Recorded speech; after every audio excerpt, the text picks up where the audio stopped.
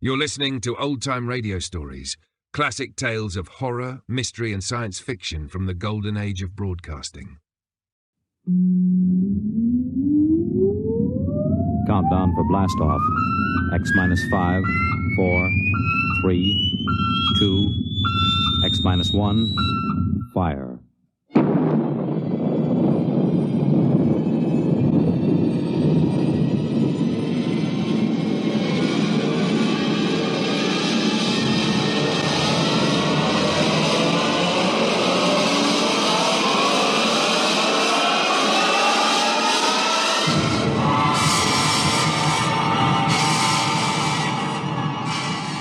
From the far horizons of the unknown come transcribed tales of new dimensions in time and space. These are stories of the future, adventures in which you'll live in a million could-be years on 1,000 maybe worlds. The National Broadcasting Company, in cooperation with Galaxy Science Fiction Magazine, presents X minus 1.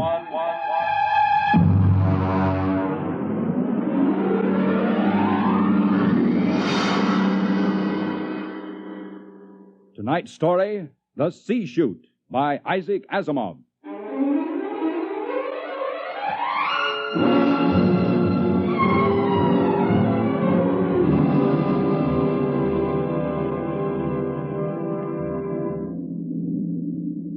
We were on our way home to Earth when it happened. 6 of us, coming home as passengers aboard the merchant spaceship Starfire. At the start of the Second Interstellar War, the one between Earth and the planet Chloro. And then it happened.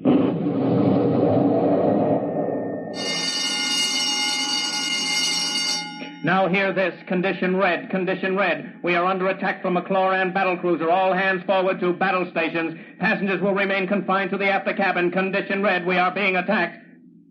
The interception by the Chloran cruiser, the murderous running jewel of energy blasts and force field defenses.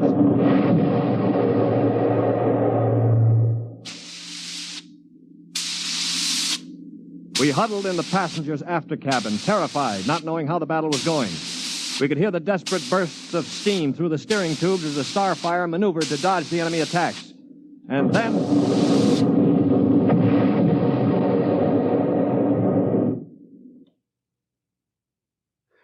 Now what? the beginning of the end, you might call it. Well, what does it mean, Stuart? You were a space pilot? It means our generators have been drained of energy. We can't fight back. But, All right, monsieur, don't worry. They won't destroy us. They need our ship too badly. They'll simply board us and take over. But what about the crew? The crew, Colonel? If they have any sense, they'll surrender. If they choose to fight, they'll... Now, they're coming aboard. Now, be very still. Oh, Mother in heaven, help Would us. you be still? If only those fools on deck will surrender without a struggle. They are fighting. Yes, it's the end. We gotta help them. All right, don't open that door. We just can't let them die. You can't help them. I'm going. Stop him! All right. Aristide! Shut the door quickly! Aristide, my brother. That poor fool. I'll get them. My brother, I swear to you, I'll get them. Yeah, you better cover his body. The brutes. The monstrous green-skinned brutes. They're no more brutes than we are, Colonel. This is a war. Are you defending them? I'm merely pointing out the facts. I ought to strangle you. Why not save it for the Chloros? I will. I promise you I will. Well, they're probably deciding right now what to do with us. We might as well settle down and wait.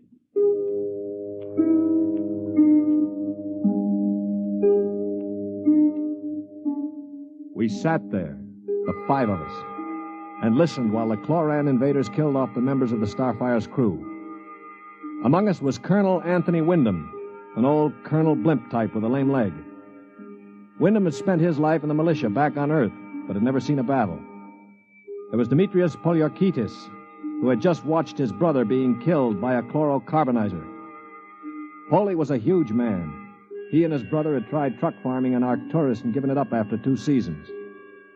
Then there was LeBlanc, a sensitive, frightened young man of 22, and Randolph Mullen, who looked like somebody's caricature of a bookkeeper. A mild, balding, milquetoast little man. And there was myself, John Stewart. I was the only one who'd ever had contact with the Chloro people. I had a pair of artoplasm hands to prove it. It is quiet now. Yeah, they've finished with the crew. Mr. Stewart, Yes, Mr. Mullen.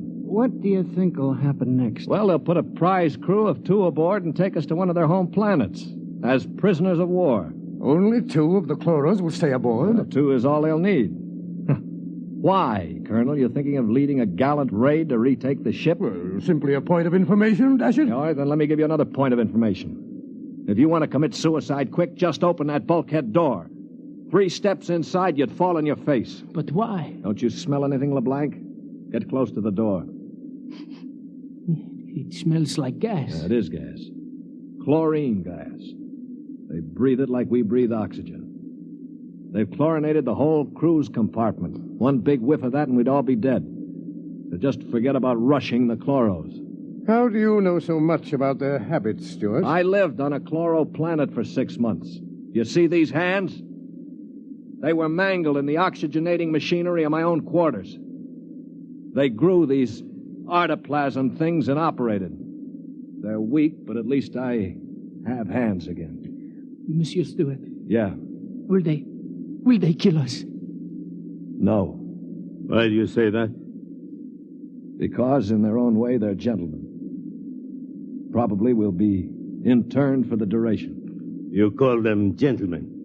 After they killed my brother in cold blood, you call them gentlemen. You know, Stewart, you sound more and more like a blasted Greenie sympathizer. Blasted, man. Where's your patriotism and loyalty? My loyalty is where it belongs, with honesty and decency, regardless of the shape of the being it appears in. This is a ridiculous war. Why are we fighting these people? We can live only on planets with oxygen, and oxygen is poison to them. They can live only in chlorine atmosphere, which is deadly to us. Yet we're fighting them over a bunch of worthless asteroids that neither of us can live on comfortably. Well, it's a matter of principle. It's a matter of stupid pride and greed. I don't like what you say, mister. Why not? Because you talk too nice about these greeny scum. They're good to you, eh? Well, they weren't good to my brother. They killed him. And I think maybe I'll kill you, you rotten greeny... Mullen, grab him. I can't break his hold. They are coming in. Foley, let him go. They saved your life this time. But when I'm finished with them... Quiet. I think they're opening the lock. Well, don't get between us. Foley, don't lose your head. They'll kill us all. I greet you, Earthmen.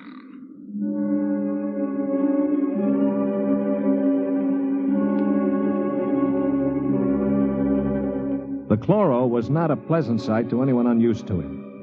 He was about the height of an Earthman, but the top of him was just a green stalk with eyes. He was still wearing a spacesuit to protect him from the oxygen in our compartment.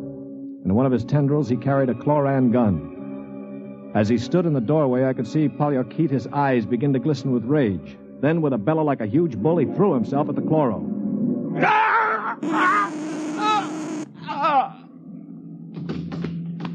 He is not dead, merely temporarily paralyzed.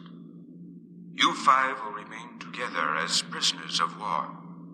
We expect to reach our own planet within several weeks, your time. There you will be interned for the duration of the war. If any of you attempts to leave this compartment, we shall be forced to destroy you. That is all I have to communicate.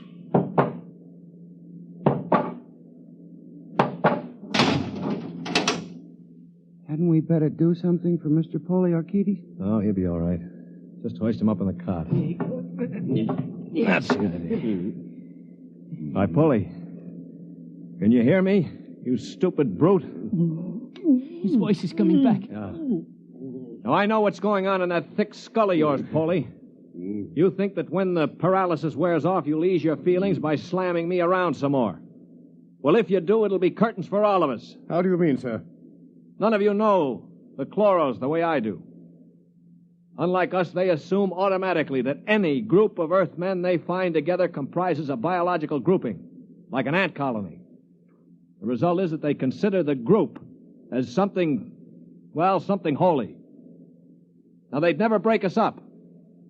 And if one of us did any harm to another, they'd have us all executed as a bunch of chloro-type perverts, a non-functioning group. So call all the names you want. But keep your hands to yourself, or we're finished.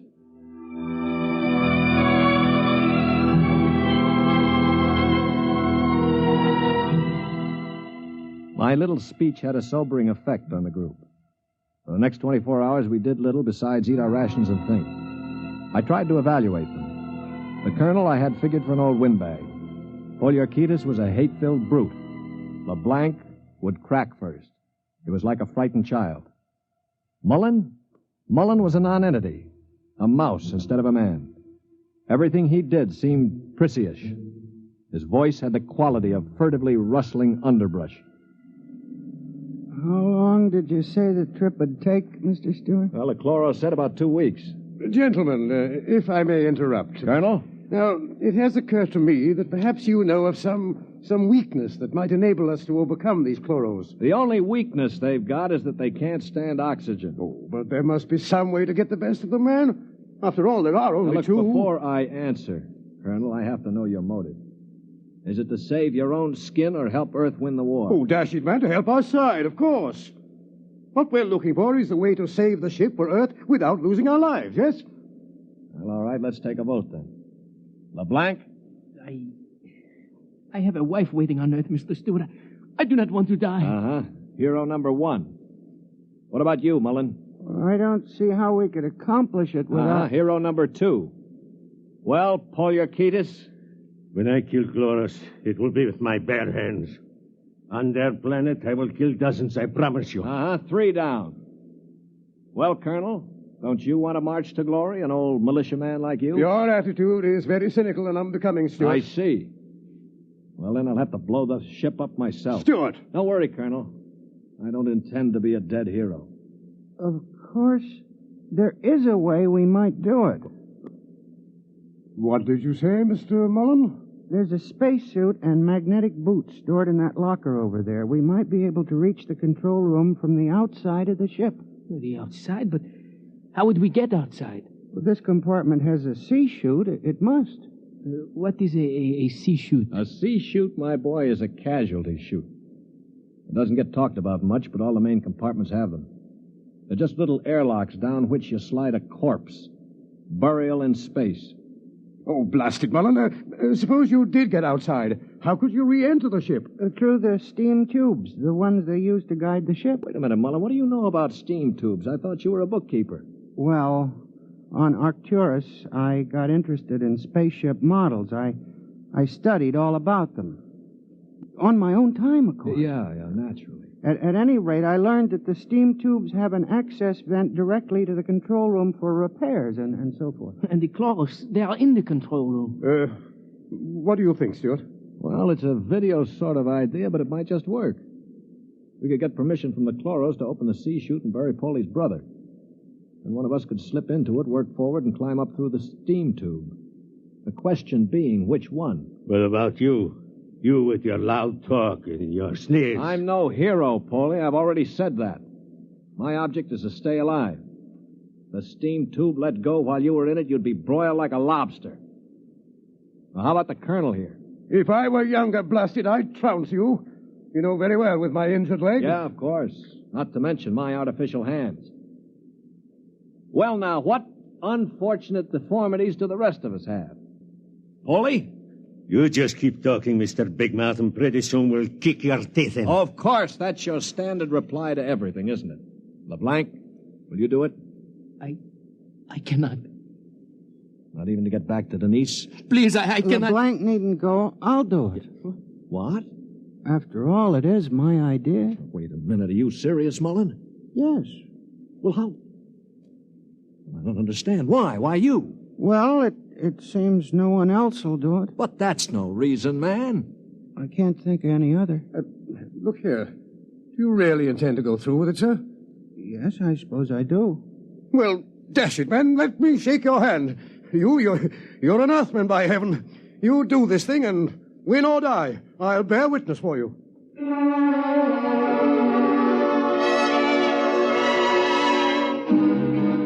It was quite a moment. Mullen the mouse had suddenly turned into a man.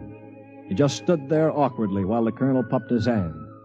Poliorketis seemed stunned. LeBlanc was wide-eyed. And I Well, I was in a peculiar position, one in which I rarely found myself. I had absolutely nothing to say. That ought to bring them. I hear one.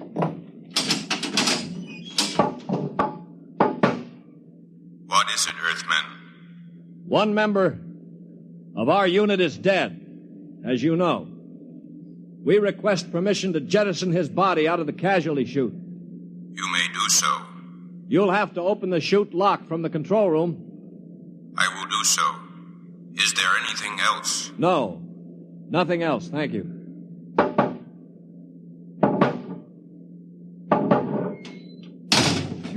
Oh, boy.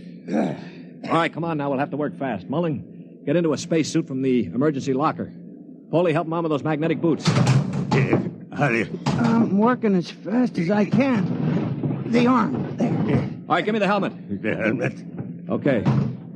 Now, Mullen, you better scratch your nose if you have to. It's your last chance for a while. What about radio contact? You can talk to us. We'll listen in on the helmet set in one of the other suits. The Chloros won't have their set on the interphone frequency. Wait a moment. What for? Dash it, what's he going to use for a weapon? He isn't big enough to fight them barehanded. Ah, no, that's true. Well, how about one of those oxygen cylinders? Good idea. Use it to bash them over the head. Now, give him one of the cylinders equipped with a reducing valve. Now, look, Mullen, if your magnetic boots fail and you start drifting away into space, open this valve. See that? Now, you can use it like a miniature jet and try to blow yourself back to the ship. Understand? I think so. Well, I only hope it works. All right, here goes the helmet. You'd better hurry. The light is on over the C-Chute. Yeah. All right. That means I've opened the lock. Here. Now, can you hear me? Oh, LeBlanc, give me that other space helmet. Yes, here. Let me switch on the radio. Can you hear me, Mullen? I hear you. Fine. Plenty of air? Air's okay. Uh-huh. Polly, open the C-Chute.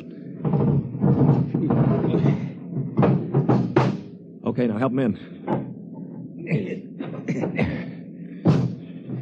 Are you ready?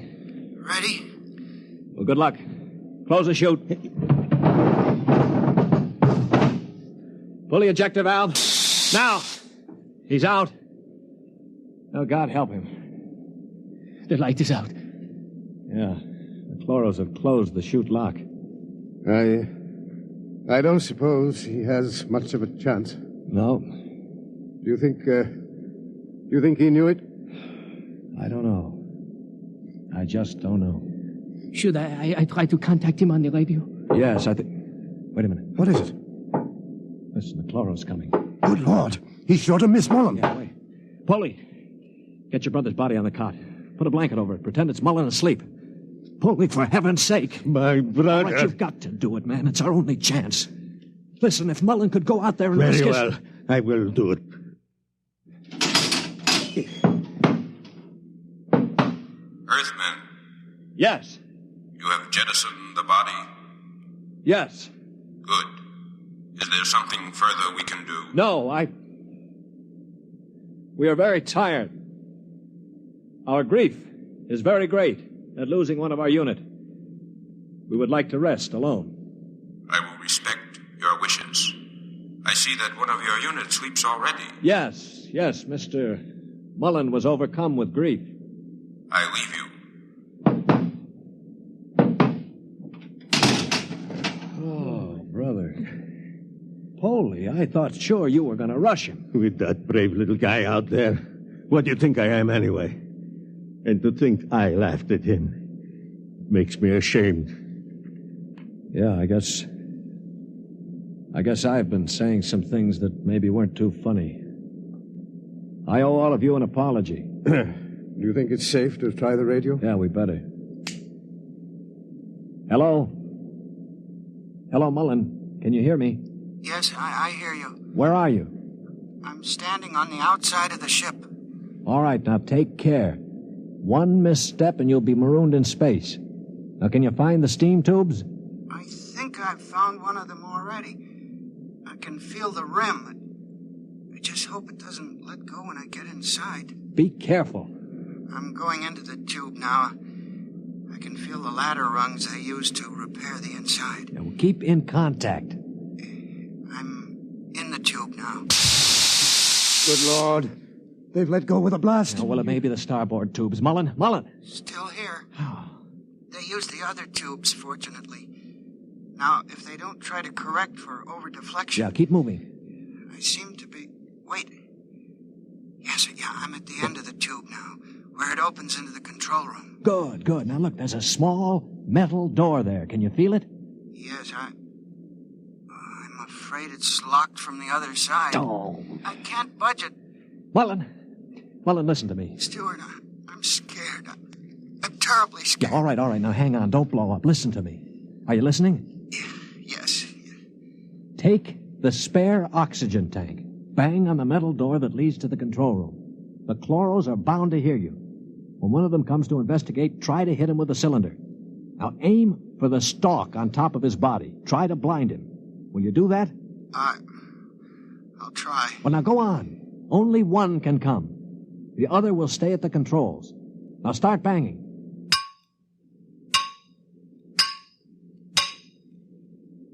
Any luck? No, Wait, I hear something. Something's opening the lock. The door now. I hear...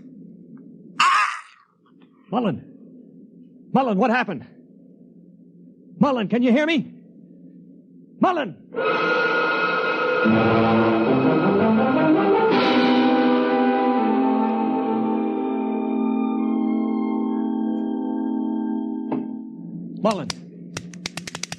Mullen! Oh, it's no use. They must have gotten him. Yeah, he was one brave little guy, that one. But suppose they have just got him in the control room. I mean, maybe he's not dead. Well, then maybe one of us could rush them. We could bang on the door and jump the chloro. Well, the first guy would be a cinch to die. Well, I would be willing to take the chance. You? Why not? I could try. Not you. I'm the strongest. I do it. Now listen, you chaps. I'm an old man. I've got nothing to live for anyway. Suppose I throw myself at the ray gun. Wait a minute, what's going on here? 20 minutes ago, there wasn't one of you who'd risk his little finger to get us out of here. Now you're falling all over each other. Maybe Mr. Mullen teaches us a lesson, huh? Yeah. Okay, Polly, give me the wrench. I'll start banging on the door.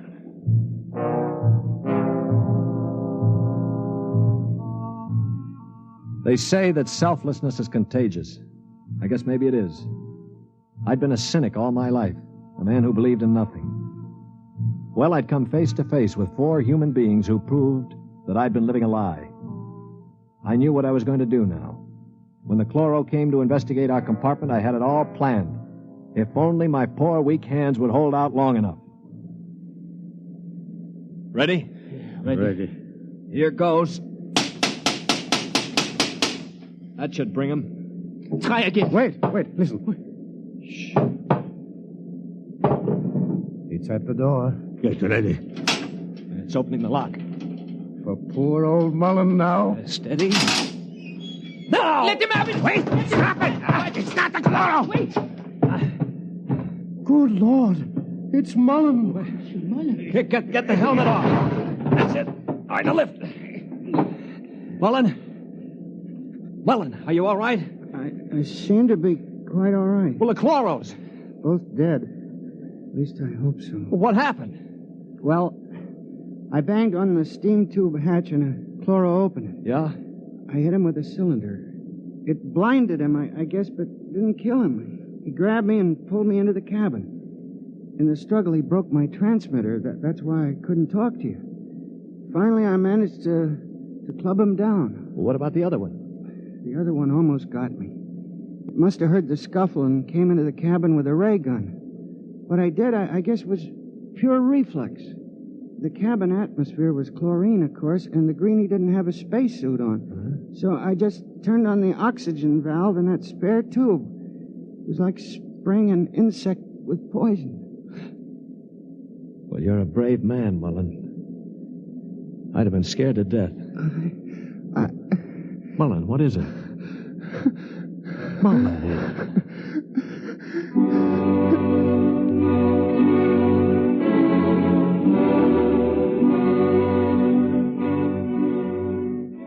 An hour later, false hands and all, I was at the controls of the ship, headed for Earth. We'd gotten rid of the chlorinating equipment and restored the oxygen naturally. Mullen was asleep in the cabin under a sedative. Or so I thought until the cabin door opened. Mullen, for Pete's sake, get back to bed. No, I'm quite all right now, really. Do you mind if I watch how you operate the ship? No, not at all. Sit down. You know, I guess I owe you an apology. I didn't think too much of you. That's your privilege. No, it isn't anybody's privilege, Mullen, to despise another. For years now, I've abandoned hope of finding any decency in human beings. I owe you a vote of thanks. You embarrass me, Mr. Stewart. I didn't do it for any heroic reasons, I assure you. Far from it. Well, why did you do it, Mullen? That puzzles me very much. Well, Mr. Stewart, I'm a bookkeeper. 17 years ago, I left Earth to work on Arcturus. I never made much impression on anybody on Earth, although I wanted very much to have people like me. Well, about a year ago, I started to write to my family again. Don't ask me why. And then I asked for a leave of absence to go home after 17 years. Well, I still don't understand. It wasn't patriotism or love of a woman or money or any of those things. What was it? Mr. Stewart, haven't you ever been homesick?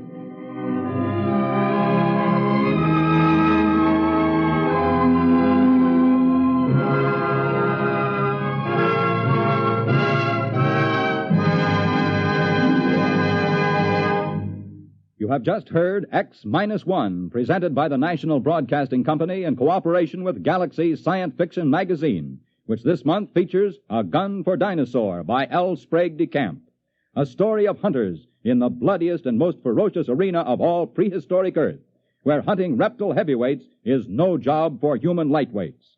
Galaxy Magazine on your newsstand today. Tonight, by transcription, X-1 has brought you The C-Chute, a story from the pages of Galaxy written by Isaac Asimov and adapted for radio by George Lefferts. Featured in the cast were Lyle Sudrow, Stan Early, Bob Hastings, Mercer McLeod, Danny Ocko, and John Gibson. Your announcer, Bill McCord. X-1 was directed by Daniel Sutter and is an NBC Radio Network production.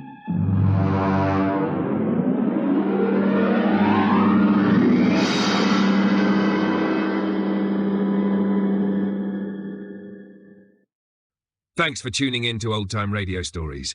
Follow us for more timeless tales and get full video episodes plus bonus content at patreon.com/The Forbidden Knowledge Network.